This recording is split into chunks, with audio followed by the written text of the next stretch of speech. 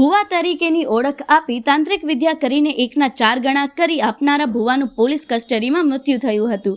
જો કે તેણે આપેલા નિવેદન અને 12 વ્યક્તિઓની હત્યાની કબૂલાતને લઈને પોલીસે હવે વધુ તપાસ શરૂ કરી હતી।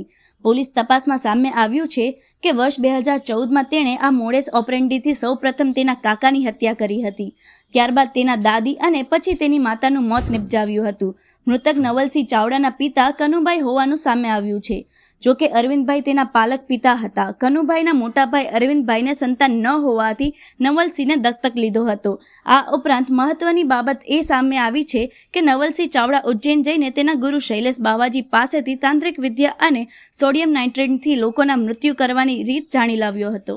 આજથી 14 વર્ષ પહેલાં આપણે જે શરૂઆત કરી એ એમના કાકાથી કરેલી હતી અને ત્યાર પછી એની જે સગી માં છે એના ઉપર એણે ઉપયોગ કરેલો અને ત્યાર પછી એકંદરે જેમ જેમ સંપર્કમાં આવતા ગયા એમ એ લોકોનો એણે ભોગ લીધેલો હતો એવું અત્યારે તપાસમાં આવ્યું છે। ખરેખર હજી ડિટેલમાં તપાસ કરવાની શરૂ છે, ત્યાર પછી ચોક્કસ માહિતી આપીશું।